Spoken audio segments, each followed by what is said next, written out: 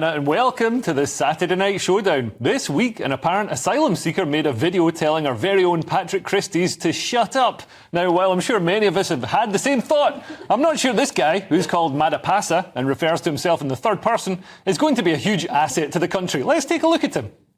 All people work here, he want to kill Madapasa because all people work here, he think Madapasa come here, he stand alive, he take a video. Now everybody talk about there's plates or there's a gun or there's people. So everybody want to kill Madapasa. Don't talk about Madapasa more. Don't talk. I've got to be honest, I don't want that guy washing my car. He's seeking asylum in Britain because if he returns to his home country, he will be persecuted by bad tattoo artists. And yeah, that is a tattoo of an AK-47 on his face. And yes, he has a monobrow that Noel Gallagher would be proud of. We're told that asylum seekers are future doctors and engineers. I don't want this guy to be my doctor. On average, 135 asylum seekers have come across the channel in small boats each day since Keir Starmer took power. Now, I'm joined tonight by futurist, polymath, Renaissance man Andrew Eborn and the comedian Diane Spencer and fudge maker. Thanks. Diane Spencer. That's a serious thing, by the way. You're very serious about your fudge. I am. I mean, I should have fudge tattooed on my face. Maybe. I've got tattooed fudge somewhere. It's fantastic. It's a joy. Now, this man with his tattoo on his face, yes. My question, I mean, it's a bit of a statement, the gun, and it's very front. How long does a tattoo of a gun like that take? About 45 minutes, I thought actually. you were asking how long it lasts for. They're generally considered permanent. No, I mean, because he had to sit there for a long time to have that done. And it must be really painful. Point. There are parts of yourself that you don't want tattooed, and that's one of them. Madapasa, don't mention Madapasa. The reality is this, is that and it wasn't just Patrick he had a pop at. He also had a pop at Nigel Farage. That's how it started. And if the guy doesn't want anybody to talk about, everybody knows the name Madapasa. Sorry, this is after you now. Don't keep mentioning it. But you've got to turn around on that sort of basis. And I think Patrick turned around and said, I will meet Madapasa. Yeah. Happy to have that conversation. Why do you want to come to Britain, Madapasa? Because the two artists are a bit better over here. Yeah. We could do that for a start. I understand why he wants to come to Britain, but I don't understand why the government is letting him in. I understand we've got asylum systems for people who are fleeing persecution or war, but to be honest, this guy should be in a war. That's the best place. He's got an AK-47 on his face. It does suggest he has a somewhat aggressive temperament. Dare I say, I think he might be a Capricorn. So, yeah, I understand. I mean, what's interesting is he clearly watches GB News. Well, isn't that nice? I mean, this is not our usual viewer, we have to say. It's all very good. Jumping the gun a bit there, is it? It was working on that sort of basis. No, the reality is exactly that. How did he suddenly come on the radar of Nigel Farage? How did he suddenly spot him? And that's the interesting thing. And then all of a sudden he's getting all this media coverage. Don't talk about Madapasa. The guaranteed way of getting anybody to talk about you is to tell them not to talk about you. Yeah, he's like the new Mizzy. He is the new Mizzy. We don't have enough Mizzies in this country. But even Mizzy is not Mizzy. Mizzy gave up being Mizzy because he's all apologetic now. He's been on the road to Damascus. Right. He's sorry for everything he did. Mizzy was the guy who went round on the road from Damascus. He could be mad. Do you think Labour, on a serious note, are letting this guy in because he's threatening people on the right? So he's like an attack dog. So he's got the tacit approval of the left. Maybe. I mean, I would like to think that they look at more than just his sort of visage. I would like to think that the asylum process obviously takes into account, you know, where you come from, what you bring, what you are fleeing, what you want to contribute to. Yes. But I am a little worried that he keeps talking about himself in the third person. I thought only really supermodels did that. Well, he is a supermodel. How dare you make assumptions about supermodels? I think Labour are being really clever because what they're trying to do, they're doing the Clinton approach to PR. Because you turn around and say, look at the wonderful asylum seekers we're letting in, and then you can let in all the other ones who don't have guns tattooed on them, and then people think about it. That was the Clinton approach, they're remember? They're resetting the goalposts. They are, because people suddenly turn around and say, well, we're not going to let Madapasa in, but we'll let all these others in. But we're seeing other countries, European countries like Netherlands and Germany, tighten up their asylum rules. I think one country in Europe, I can't remember which one, has actually said they're going to no tattoos. They're going to have no asylum. They're going to suspend asylum applications for the near future. Yes. Apparently, it's illegal under European law. Yes. But I think European countries have got ways around that we don't. Well, you have to turn on because it's a really serious issue. was front and centre of the last election campaign. Everyone was sort of saying, look, how are we going to deal with it?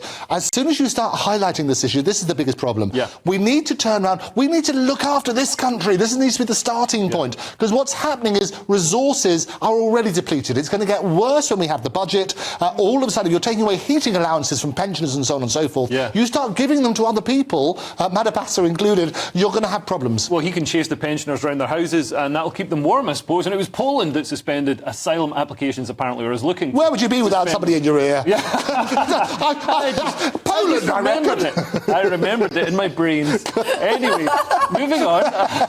A housewife, Lucy Connolly, was jailed this week for tweets she sent during the riots this summer, where she said she didn't care if people set fire to migrant hotels.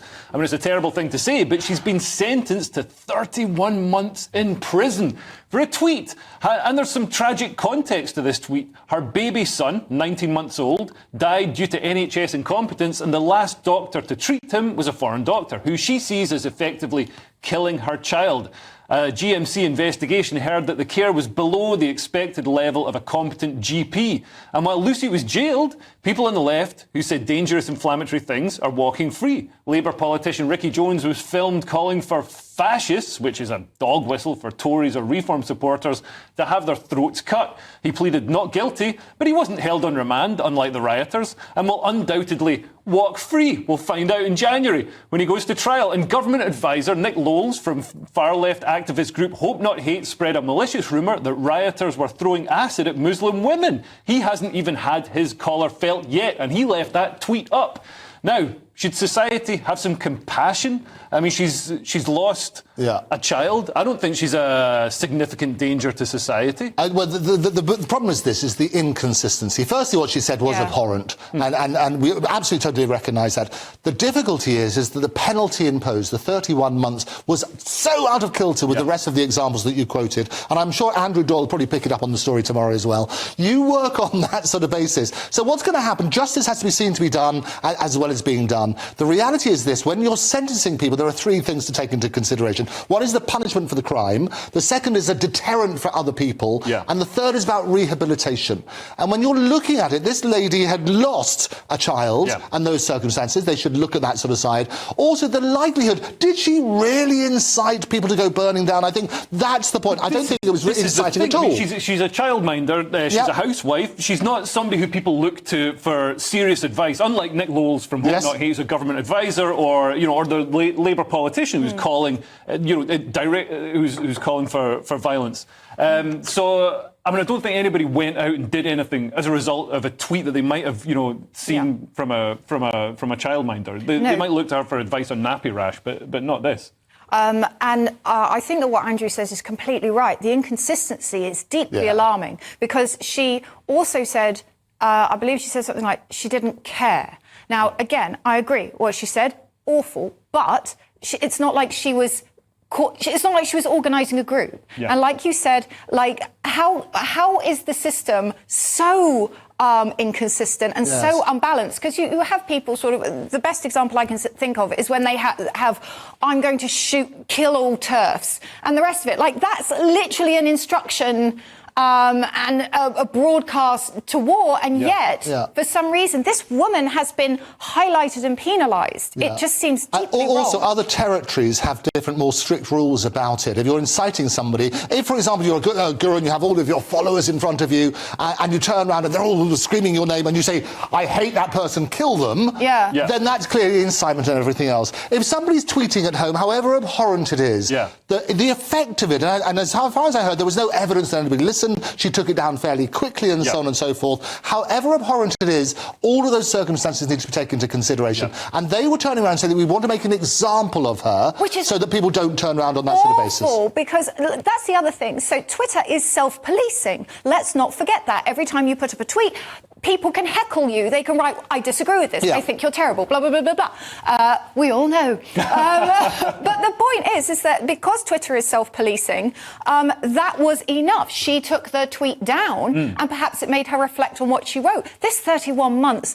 for a woman who's already endured something quite deeply traumatic that nobody should have to endure. And it's even not suspended. And you have other cases where people are involved in that sort of stuff, and they turn around.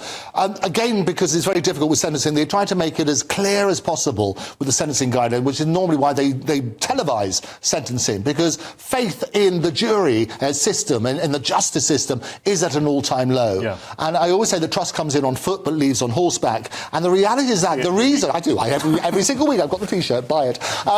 What happens is exactly that. The reason they started televising the sentencing is so that people could understand that. Yeah. At the moment, there is no clear reason why this woman, based on the information that we have in the public, should have got such a harsh sentence. Absolutely. Doesn't make sense. And Keir says that there's no two-tier policing. I think we're being gaslit. Anyway, Elon Musk's SpaceX gave us some better news this week as it achieved another milestone. Let's take a look. We can see those chopsticks now.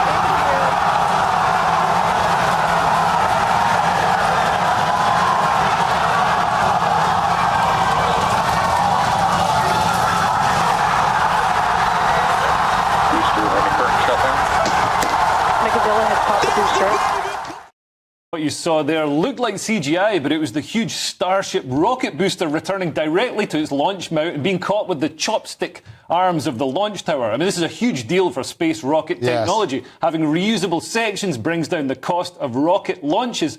Today, launching a spacecraft or sending a satellite into orbit is 10 times cheaper than it was a decade ago, thanks to Elon Musk, who's leapfrogging ahead of NASA in space technology. Could it be because he actually focuses on the technology instead of virtue signalling to government funders? NASA have bragged about raising the Intersex Progress Pride flag, but they haven't raised a 400-foot-tall, fully reusable Starship. Needless to say, the American government isn't happy that Musk has focused on technology instead of diversity and inclusion. The California Coastal Commission cited Elon Musk's political views as a reason to deny permission for SpaceX to launch more rockets. And SpaceX was sued by the American government for not hiring refugees and illegal immigrants. The lawsuit was unsuccessful because it was obviously insane. Yeah. Now, Elon is proving that meritocracy gets the job done. Do you think that's why the government is trying to stymie him, Diane? Just a little bit. I was thinking maybe if Madhupasa had a rocket on his face, then he would have got the job. This is such a wonderful moment in history. I feel like they're going to replay that in 100 years to come. Yes. And we're all the people who sort of got to experience it with awe the first time. I don't know about you. I watched it like 3 or 4 times. Sorry, your question was about the government. I'm just blown away by Make up a different answer. You should be like a politician. Whatever he asks, just make up whatever you want to say. I have to confess that I'm a musketeer. I'm very lucky. On the Andrew Eborn show, I have Elon's father every single day. Amazing. Errol Musk is brilliant. We talked about this, and we talked about a phenomenal success. They weren't expecting it necessarily to work the first time. They carry on because you're one step closer to success. Yeah. It is a phenomenal achievement, and the reaction of the press was pretty bad. Yeah.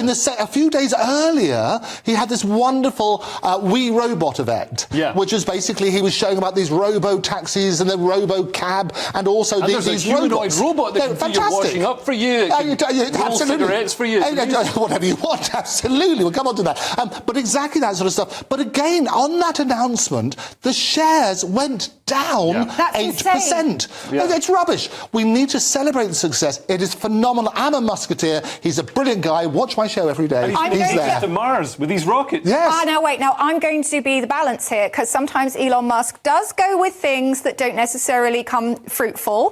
The Hyperloop is one that I'm going to put a little pin in there. Oh, you did. I like the way you did Hyperloop. The Hyperloop there. I think it's going to happen. It's not going to happen. You cannot get that thing to sustain a vacuum for the amount of time. Plus, you can't dig up the English. The Hyperloop is a big tunnel that goes under the ground. It's a vacuum train. Yes. So there's no friction, so the trains can go really fast. Yeah, it sounds better than HS2. I mean, to be fair, they made some progress. At least they did a test run of the Hyperloop once. But Mars is going to work, though. And also, Trump has said, one of his things says, when he's elected, he guarantees that before the end of his presidential term, he will send some people to Mars. Amazing. Biden's going to be the first. but that's what he's going to do. So what I love about this, you need brilliant people. Yeah. Elon is the Edison of our time. Yeah. And he's the de facto US president. He's amazing. We'll come